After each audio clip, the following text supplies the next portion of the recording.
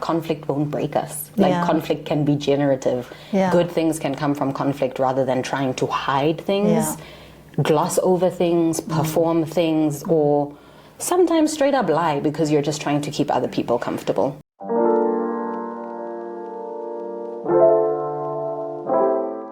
Hi, welcome back. I'm Shamillah Wilson. I'm a feminist coach and process architect. Every month I have a conversation with someone I find really interesting. And today my conversation is with Tshego, and we're talking about decolonizing activism. Hi, Shan. So I'm Tshego. I am a writer, a comms person, a budding ceramicist, and a traditional healer. I'm based in South Africa, I use they, them pronouns, and I'm really excited to be in conversation with you. I have questions. I want to jump onto everything that you said. Talk about it. The ceramicist, all of those things. I want to know about all of those. But I think let's come back to the conversation. Yeah. When we think about decolonizing activism and even decolonizing our workspaces, what do you think that means for you? For me, personally, I feel like it's a mixture of all of the different identities that I hold. So when I speak about being a writer, I think my activism comes from a lot of the writing work that I did, because I started writing about my personal experience, my identity, the ways I was experiencing the world. And I think through my writing, that's when I actually realized, oh, I might actually be some form of activist. I started connecting with a lot of feminists. I started reading a lot of theory and kind of applying that theory to my own life. So I was just very fortunate that I think my entry into activism, into feminism, was a lot more decolonized than most people, because my entry to it was through Black feminists and Black feminists that I met on Twitter.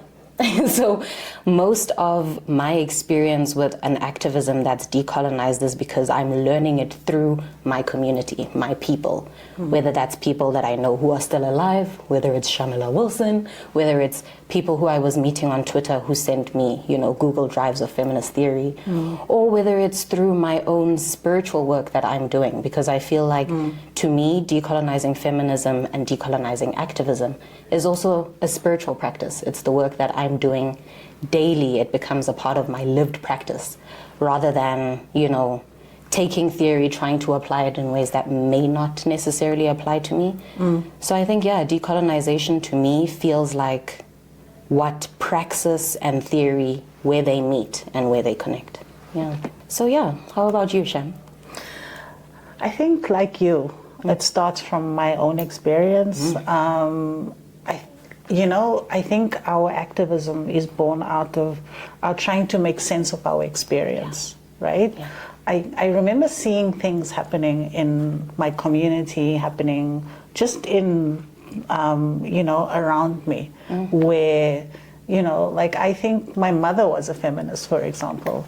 At that time, she probably wouldn't even name herself a feminist. Yeah. But what I loved about my mother was she was just defiant, all the time.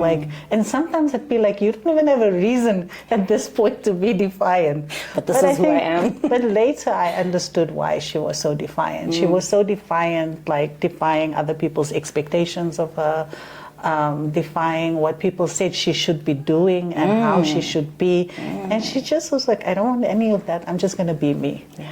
And so I think trying to make sense of that and coming to my own. And then I think when I went, joined different groups and started university, started understanding the theory, I'm like, oh, okay, this is interesting. So there is a language and a naming of this, right? Yeah. I think the decolonizing part for me is acknowledging, I think, the differences that our feminism, so even you and me sitting here, right? Our experiences are so different. Yeah.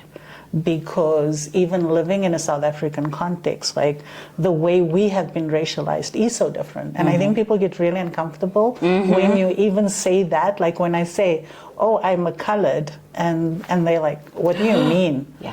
And I say that because I remember at the time when I went to school, For example, there was a schooling system was like, you know, Bantu education, colored education, Indian education, and then the normal education or the education for, you know. So I think for me, coming back to decolonizing, it's just acknowledging these different systems and how they affected all of us differently. So for me, it's understanding that our experiences aren't the same. And then kind of thinking about then what does that mean for all of us when we step into a space together now and we're trying to advance something together. So it's an interesting space and complicated because I think we are all at varying stage of readiness to deal with it and to be with it.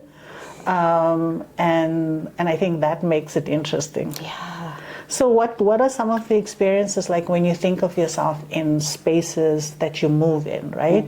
Like that you had that has really kind of sparked for you a need to sometimes assert this piece around we need to be decolonial in our approach? I love the way you framed that question. That's a beautiful question.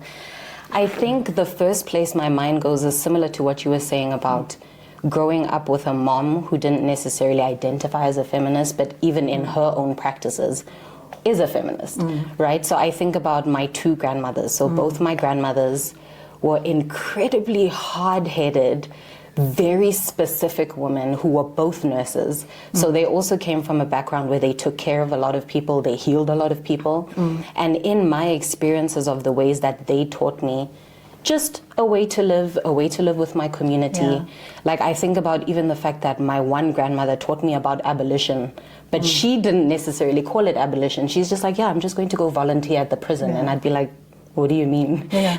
So even just thinking about the ways that my grandmothers lived their lives, I think about there was a time when I was in my early 20s, I wrote, or I had this series of interviews on my blog at the time because obviously everyone was blogging. We needed a way to express ourselves. We needed a way to, I think, archive our lived experiences. So I did this series called My Feminism Looks Like, and I was just interviewing different feminists in my life. There's this one woman who actually, funny enough, is also a Sangoma, and I only made that connection way later. She said to me this one thing that always sticks in my head because I was 21. I was incredibly angry. I was seeing a lot of injustice in the world and not necessarily understanding the ways that I could figure out my own power, my community's power, what this feminist theory looks like in applying it to all these different scenarios. She said to me, I know exactly what it's like to be a volcano of rage at your age. But give it time. I'm not saying that you'll get jaded, but you'll start being able to live your politics instead of the other side, which is the performance. So I think connecting that to the ways that my grandmothers lived their lives, a lot of the time, even in the work that I do in communications, that's a part of my activism. I learned how to balance out what are my lived experiences, where does my rage fuel me, and where is my rage righteous? And in that communication, will my grandmother be able to understand this? So it's thinking about all of these different sorts of connections that I think add to my decolonization, because there's nothing in me that would explain my activism, my feminism, in a way that I don't feel like my grandmother wouldn't be able to understand. So I think that also makes it a lot more real. It makes it a lot more genuine to the person that I am. And it also lets me like shake off what a performance of activism looks like. I get to live it through my practice, What I appreciate about what you're saying is you make it sound so easy. Like, when is my rage righteous? When isn't it? I'm like, wow, am I there? I don't know. I think it's a continuous thing. No, you know? I know. It's this continuous dialogue with yourself, right? I remember my mother, like when I think my anger started when people kept on telling me. So I grew up I was socialized as a Muslim girl, right? And people kept on telling us Muslim women are oppressed. And I just got really angry. I'm like you were saying, like, you know, my mother was not like, you know, she was very obstinate. Like my grandmother, like all of the women that I knew, like they didn't look very oppressed to me. They looked really powerful. And I think that was one of the things that I think incited the rage in me, that other people were telling you a story about yourself that didn't resonate, right? And so I think for me that really, and I remember that period of like the 20s where anything would just get me to go off. Honestly, like somebody just said the wrong thing and I was going off at them. And I had to learn to also temper that and to have a conversation with myself. Like, where do you want to use your rage? Like, don't just use it everywhere.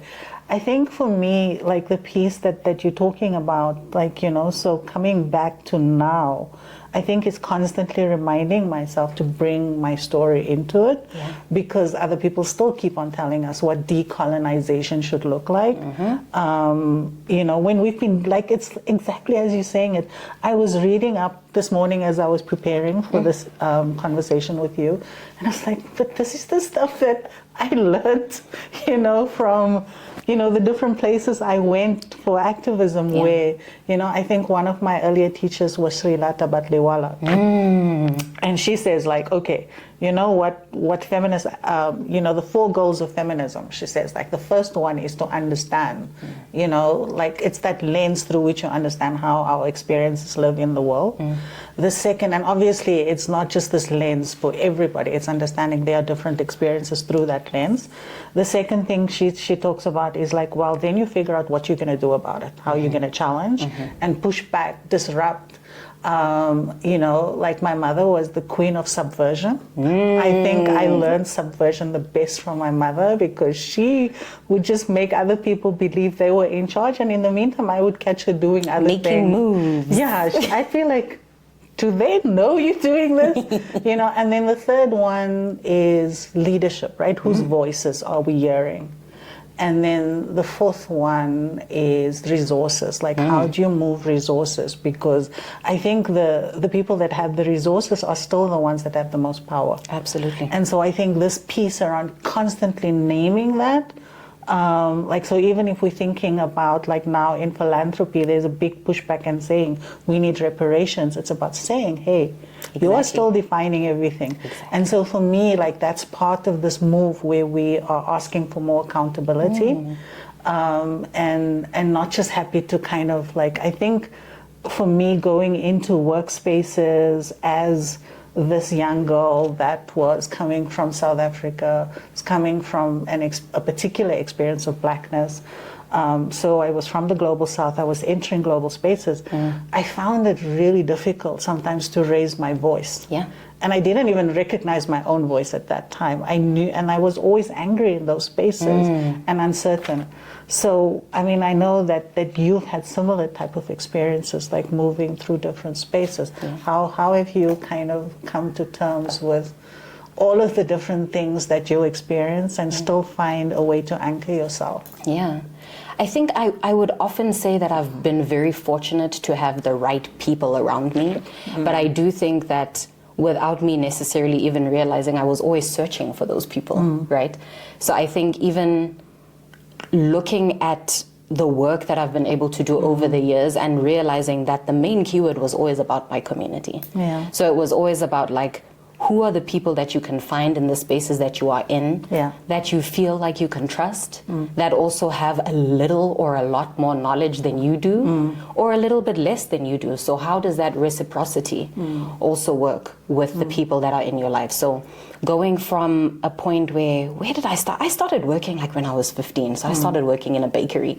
And even at that bakery, I remember there was a woman that I always used to go chat to and be like, yo, like, how do I do this? How do I figure out? So I think a lot of it is also my personality in general has always been able to know that in any situation there's always somebody who knows a little bit more. So how do I first identify who that person is, and then how do I make sure that I can enter into a conversation where it feels as though I can learn something, they can learn something, how can we get something from each other in terms of making sure that there's always, again, that form of reciprocity. So even in that bakery versus the first time I worked in communications and applied for a job on a whim, because I used to be a receptionist at an ad agency. Wow. And they were like, you're on Twitter a lot. Do you not want to do this as your job? And I was like, sure. And the way I also got that confidence was because there was yet another woman in that job that I reached out to. And I was like, do you think I'm capable of doing this? So I think it's always just been about not to say necessarily even humbling yourself. I've been a student my whole life. Yeah. So that part of that learning has been in reaching out to the people who are around me. So I can't remember whose quote it is, who says basically use what you have at that moment, right? So do what you can where you are with what you have. And that's always been the basis of it. Where in my surroundings can I get a little bit more information? How can I use that information to learn, to develop myself? And to also push on the discomfort, which is, I know, discomfort that both of us have faced in the work that we do, which is that a lot of times when we speak about community, people don't hold it in the same regard as, okay, but in community, you also need to learn how to deal with conflict. Yeah. You have to learn how to deal with accountability. Absolutely. You have to figure out how to learn with your own personal growth. And what does that look like when a lot of people around you maybe don't necessarily have that sort of frame in thinking, where people can be incredibly avoidant, incredibly violent in their avoidance, and sometimes impose specific values on you, where I then have to go internal, sit with myself, sometimes sit with my mom and be like, listen, this is what's going on. And having her also realize that my mom is a personal assistant. She's worked in very white corporate culture most of her life. So she also has a lot of guidance for me that I don't necessarily have, coming from an industry that is still quite corporate, but doesn't necessarily present itself that way. So what are the lessons that we can learn from all the people around us? I think that's practice. I really love that, learning from people around us. I mean, I'm curious about, what do you think, like when you step into spaces, right? I think like over time I've become very clear what do I think my role is and what it is that I embody when I step into a space. And so, and I think like that is very kind of closely linked to my politics, right? Like being very clear. These are my politics, and so these are the non-negotiables, and that is like, all of us have a voice, and I think like it feels really ridiculous to still be saying that do no harm, but we still need to say that. This piece around really being willing to navigate complexity. And so I often step into spaces and I kind of see my role as holding some of that and also pushing back when I don't see that. And I think what you just shared for me is interesting, and I'm curious, like this piece around sometimes the spaces that are not our spaces, like it almost becomes easier. Like you can have a strategy when you go into a space that needs to be decolonized, like than it is coming into a space, our spaces, right? Where sometimes I think because of the hurt, the generational trauma that we have, we really harm each other. Right? Absolutely. And so sometimes, I find myself like having to really kind of say, okay, I need to go away and I need to go do some healing, and then I can come back and hold that energy and that embodiment.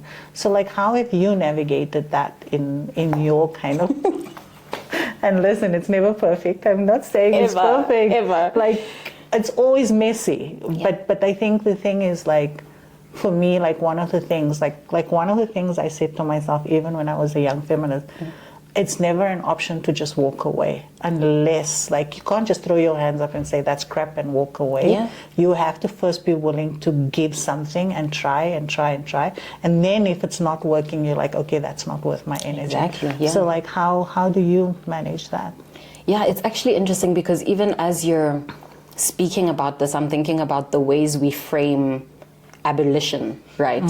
And the fact that the ways that community and our connections with other activists, other feminist work is this premise of we can't just throw each other away, right? So even in situations where it feels as though there is harm that's being done, there's violence been done, how do I approach that conversation without the idea of this person is disposable, this relationship is disposable, this community is disposable. So it's, I think for me, going into scenarios like that, knowing the person I am, because I think that's probably the most difficult thing to do, right? So even in a situation where I feel like I could very easily become a completely different person in this scenario, as a defense mechanism, as a protection mechanism, as a way to make myself separate from the feelings of this.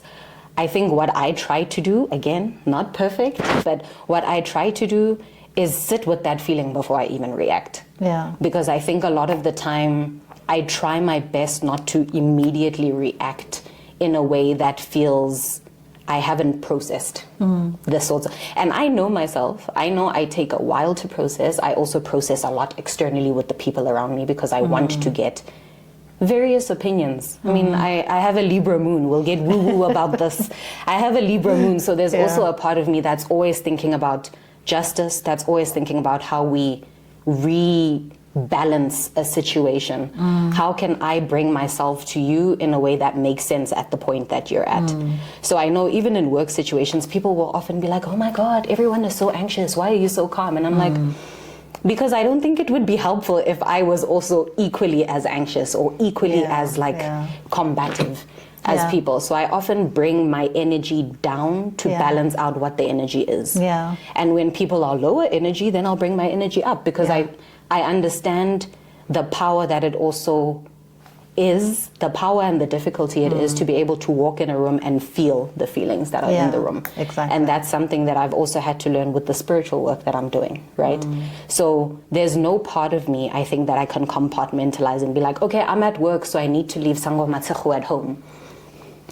Tshegofatso shows up regardless. Exactly. So it's always that thing of, if I know in a situation, not in a paternalistic way or in a like looking down on someone way, but I know in most situations that I probably understand the ways I'm feeling a little bit more than some people who maybe are being a little bit combative or reactive. So I sit with that feeling, I process that feeling, I try to have a conversation with people, and I think the baseline of that is staying true to the person I am. So I actually, in my work, I had somebody last week who was saying, oh my gosh, you're so soft. Like, and I was just like, I don't know if that's a good or a bad thing that you're saying, but I took it as a compliment because I was just saying, in a situation, whether it's a work situation, a friendship situation, I will always retain my softness. And I know that that's the person I am, so I move with the softness, I move with the tenderness. And that also, I think, gives people that opportunity. You can either meet me where I am, or once I've, exactly how you've said, once I've tried to make that effort, once I've tried to say, let's have a conversation, I tend to be that person of twice burnt and I let it go. So we can only try as much as we can. It can't be perfect all the time. I'm also 3 times. 3 is my number. 3 is a good limit. Yeah, I'm like, okay, I've tried 3 times. Now let's move on. Yeah. But I think this piece around, I mean, also being in tune to how people are experiencing you, right? Like you were saying, people experience, like people, like your softness. I wish I could be more in my softness. You're so soft. I feel like that's our interactions together. They feel so tender. But it's because I think we experience that because we both show up with that, right? Okay. Like I guess it's every situation. Like what people experience is also what they need sometimes. And so a lot of people will say to me, oh, you're so calm. And I'm like, really? I don't think I'm calm. Yeah, but I do know that I have the ability to kind of stay really anchored in a storm. Like that's one of the things that I think is my superpowers. But I think going, like, you know, as we continue building on ourselves to keep, because I think this is the thing, we have made a choice to kind of do life in this way, because that is it, right? It's life. It's not work, it's not activism, it's life. So maybe as we think about, for others watching this, like what are some of the things that you are committing to yourself to do to just remain kind of the kind of person you want to be in the world? Because essentially for me, it's not like, oh, I'm going to be a decolonized person. What does that mean? You know, like what rubbish is that? It's like I just want to be the version of myself that is aligned with the kind of person that I want to be, and that's aligned with my political values, whether that's care. You know, so for me, it's like being like, you know, constantly reminding myself to bring care into how I think about stuff. For me, it's around process, like slow things down, like, because I think if we go back to decolonization, like white supremacy thinking is productivity, productivity, productivity. What is the outcome of this process? And so my thing is like slow it down, like just go slower. I think the other thing is accountability, because I think that's one of the reasons why I see in the work that I do, I see a lot of people struggle, is because we don't trust ourselves with each other completely, our vulnerabilities with one another. We don't trust that conflict won't break us, and therefore we can't hold each other accountable, right? Because then we kind of create this like walls around ourselves. So I think for me, it's just keep on reminding myself like that. And then so I'll give you an example, like recently, and I felt so bad afterwards, because I think you also need to meet people where they are. Absolutely, yeah. And so recently I did this, I was asked to do a lecture at the university with this group of master students. And in my class, there was this young white man that before I would finish every sentence, his hand would be up. And at some point I said, do you realize how many times your hand go up? Do you know how much space you are taking up? And then the weirdest thing happened, like all the black people in the room started defending him, like they wanted to now protect him. And I said, do you see what you are doing? Because they're like, yeah, but maybe he has valid questions. I said, did you ever ask yourselves, who are the people that are not asking questions, and what are the kind of questions you're missing out because one person is asking all the questions? All of that space. And it felt really crap afterwards. Like the rest of the day, I felt on edge, you know. But like I was like, I would still do that same thing because that is who I'm committed to being. And you know, yeah, that boy's life, he's going to think about himself differently, hopefully, or not. Hopefully. You know, but I think it's like, for me, it's like constantly, and yet I had to, like, you know, acknowledge to him. I said, I know where you are at, but I'm asking you to just be more aware. Like, just start there. I'm not asking you to change completely, but just start with more awareness. And so I think it's like remembering that everybody is at a different place. And sometimes I want to just get with it already. I don't have time for this fragility thing. That's a tough one. I remember actually having a coach years ago who said, I think sometimes a lot of the work that we have to do as people who are deeply conscious is realizing that you can't drag others around as like a bag of cement, right? So she made this thing of like, the person that you're dragging along isn't going through as much discomfort as you are hauling that thing around. Because it's also, I think it's such a difficult thing in a scenario like that where it could have just been easy to be like, okay, let me just disregard the discomfort that I'm feeling for the sake of this other person's discomfort. So it's exactly what you're saying, that conflict won't break us. Like conflict can be generative. Good things can come from conflict rather than trying to hide things, gloss over things, perform things, or sometimes straight up lie because you're just trying to keep other people comfortable. Exactly, but also like I think the role is to surface, right? And surfacing for me is saying, you know, pay attention to what's happening amongst all of you. Like there are voices that you had never even been curious about. I'm curious about those voices because for me those voices probably can tell a different story than what you think your story is. And so they're like, oh, okay. So yeah, I mean, I think it's like you said, like sometimes being who you are, it does feel uncomfortable, but it is still a choice you make every single time you know, you show up. Because being that anchor in the storm, right, isn't the easy thing to do. The easy thing is just to let the storm sweep you up. But remaining grounded, that's when you're going to come up against all the friction. Absolutely. And I mean, I think this thing where, you know, like when I looked at what was happening in that classroom, there was just this tacit kind of understanding and acceptance of, you know, the people that are the loudest, they have the most to say. And I'm like, well, they have things to say, but are those the things we need to hear? You know, like it's kind of like, and I think that is it, like it's to keep on throwing that on its head and to challenge people to think about, well, what is the alternative? I think the other thing, and I'm curious to hear from you, is, I think the harder thing is this piece, like I'm grappling with it, is accountability, right? Like I find like, like the more and more, we step in leadership, like because of how we have experienced power, we've experienced like, leadership, it's very difficult to step into the part of leadership where we are actually more decisive, where we actually make decisions that are hard decisions to make. And that comes from, our experiences, the experience of our people, the experience of marginalized people, of constantly like, having power over them, expressed in ways that diminished who they are, that kind of eroded their dignity. And so for me, it's like, but I think that's an area that I think we need to strengthen, because like that's also what's causing a lot of the harm amongst us.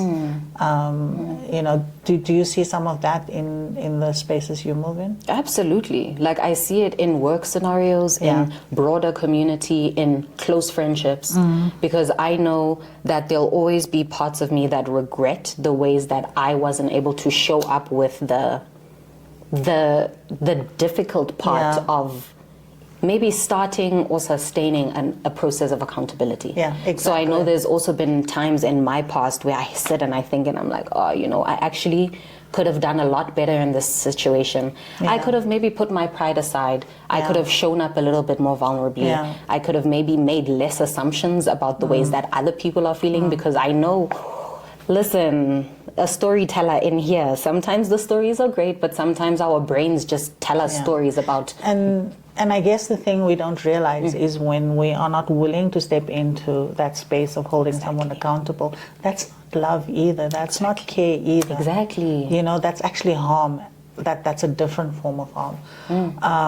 So I think for me that's something that I'm really kind of with some of the people I coach and some of the leaders I work with, I'm really pushing them to challenge themselves, because most of the time they're like, I don't know what to do. I'm like, you do know. It's pretty clear what you need to do, but you're struggling because of your own history, your own experience of this, and and this thing of like, I don't want to be known to be that kind of leader, right? And I guess that's the challenge. So maybe the last piece that I want to do is think about this rage we talked about earlier, right? Like, what are some of the ways, like you talked about, this conversation that you have with yourself, what are the ways we need to keep on working with that rage? I mean, I think one of the ones that have become very trendy, right? I'll say it, because somatic practice, I think, has gotten very trendy in the wellness and healing realm. I will also say that actually before I came into my initiation practice as a Sangoma, I was very, very drawn to somatic work. I had no idea why, because I was just like, this just feels like a new thing. I want to learn how to actually feel my feelings. And because I'm the person I am, I over-intellectualize my feelings, which took me a very long time to get to realize that I was also blocking the actual feeling by intellectualizing it, right? So as I started learning a lot more somatic work, and then I went into initiation, and again, decolonization, right? And I was like, wait a minute, all of these practice that I'm learning in an incredibly like random village in Mpumalanga, why are all of these Instagram healers trying to teach me the same practices and not giving the recognition and understanding the origin of the practices that we do? So there's a lot of somatic work that I do in general that help me with my rage, that I didn't even realize that these are practices that great grandmothers, grandfathers did before I was even aware of the connection. So there's a lot of work that you do within your initiation practice that allows you to not only be able to move emotions through you, but also carry the weight of like, I have 5 ancestors living in my body. That's a lot of emotion. That's a lot of processing. That's a lot of other people's assumptions and feelings and actions and cravings and desires that I'm having to constantly work through.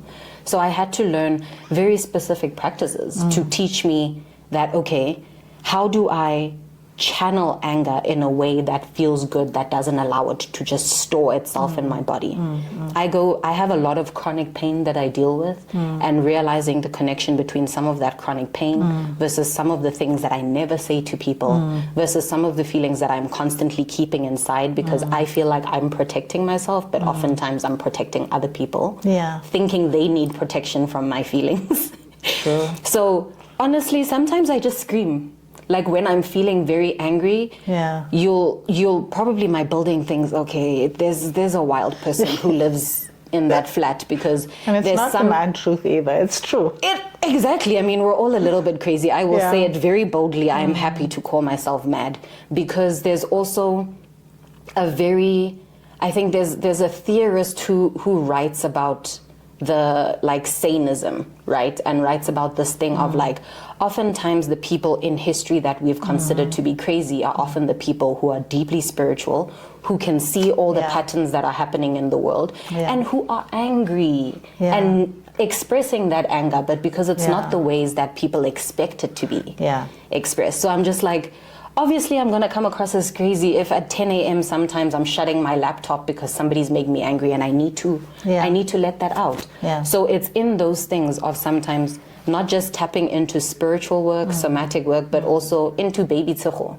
Baby Tshego learned how to hold in tantrums from a very young age because I had very strict parents. I grew up in a very quiet household. So we also got taught to almost suppress. I don't think it's something my parents did intentionally, but when you learn to like hold your feelings in that much, I think most of your healing work for the rest of your life becomes how do I work with expressing my feelings? How do I make sure that I understand that my feelings aren't going to break people, aren't going to break my relationships, and letting that be the truth of who it is. Sometimes it's uncomfortable for me, for other people, but eventually we learn to grow a little bit better. What do you do to process like anger and strong feelings? I think like you, I grew up in an environment where I was told my anger was bad, right? And so I had to hide it from others. And I remember there was like, I think I was 11 years old and my mother told me something and it made me so angry, right? And then I did what they did, like I gave the person that I was angry with the silent treatment for like 3 weeks because that was what I was observing, right? I observed that that's what they did.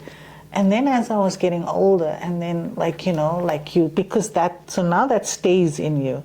And then there's another layer of anger that comes and another. And then when it was too much, it would explode. And then I would just feel so disempowered and would start crying because I'm like, I don't know what to do now. And so I think I got to a point, I think when, like you, when I started coaching, like there was this one exercise. People get really scared when I do this exercise. It's called like the actor-architect exercise. And sometimes when I used to work with youth, I would do it with them. I would just get them to like go through. So imagine the scenario, right, where somebody is coming to stay at your house and they said, oh, I'm staying for a week. 3 months later, they're still there. They're eating. They're not doing anything to add value to you. And then they're still telling you like what's missing and what is not up to their standard. And so you kind of take people through that, and that can make anyone angry, by the way. And so I'm feeling it bubbling.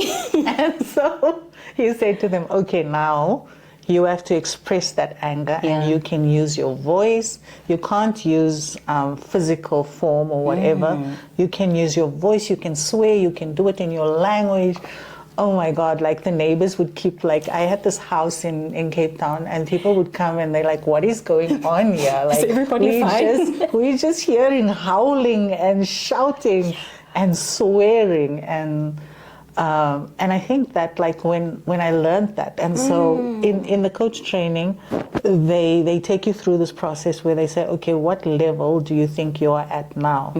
And so it's teaching you. So one of the skills I learned was how to push myself, even because that's an imagined scenario, right?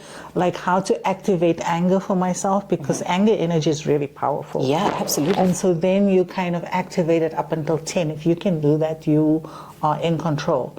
And so my nephews still remind me, they were at the camp where we did that, and they were like, and the youth had made me so angry because they were not doing the things that we agreed on. And I said, there was this one young person, and I said, Luzuko, I know, because I knew he could take it, that if I went to 10, Luzuko wouldn't kind of like, oh my God, what's happening? Shut down. Yeah, so I said, Luzuko, you need to kind of be the receptacle of this anger right now. And he's like, okay, because he can do it as well. So the two of us are very similar. And so, I mean, this is a 17-year-old, right? He has that power. It's incredible. But I think that's what taught me how to work with my anger and to own it and to not be ashamed of it, not to let other people tell me. And so, like, I realized over time that people get really uncomfortable with my anger because I am very comfortable. I'm like, I'm really angry right now, and I want to tell you why, and I want to express it. And people aren't comfortable with that because they associate anger, like particularly in people looking like you and me, like, oh, you are deranged. Or you're like, you know, I was called an angry black feminist at some point. I was called, you know, a crazy woman at times. And I was like, yeah, if all of those are true, I agree. Yes. I agree. Thank you. Thank you for the feedback. You know? So I think for me that's kind of like, and I think I've been healthier with my anger since then. You know, like I haven't had the anger then kind of, because that's also how we get sick, right? Is when the anger stays inside and we don't know how to move. And I know that if it stays in and I don't have an outlet, if I don't have a Luzuko around me, then I'm in trouble. So I try to find something that I can then just like, I'll say to somebody, I'm going to express this, but it has nothing to do with you. It's me just getting it out. And I know that once I get it out, then I'm like, okay, now what do we need to do? Exactly. And that's been healthy and good for me. I think that's beautiful, also being able to teach young people how to channel that anger. Like for them, like I remember like this one young man came to me, he's like, Sham, aren't you scared? Like I'm shouting at you. I'm like, no, like bring it on. I can take it. And I think for him that was so mind-blowing that somebody wouldn't be scared by his anger and that he could have anger and it's okay. You know? And that's also a decolonization practice, right? Absolutely. So just realizing that this thing of being quiet and polite and timid. Hello, that's stuff that we were taught in school. It's stuff that we were taught by colonial powers. So just being able to tap into your anger, express it, you can move through it, then we can move on also. But it's exactly that, right? Like people use certain words to immediately push you back into your box. Like one of the words that triggers me in particular is like, okay, so there's two. The one is, you're so sweet, and I'm like, nobody ever uses that word for me. I don't feel sweet because I know that is meant to push me, right? It's like, into here's that. Sham in her sweet box. Or like, oh, you have it so together, like a word. I can't remember the word, and I don't like that because I'm like, I'm a mess. And that's fine. Like, why do you have to box me? Leave me alone. You know? Let's be messy. That's the human experience. Exactly. But this was great speaking to you, and I really love this. Thank you. Thank you for coming through and playing with us. And I really loved it. Thank you. Thank you. If you found this interesting and if you want to find out more, please go to my website or sign up for my newsletter where you can find all sorts of resources that can help you to live well and to balance activism as well as living in your life.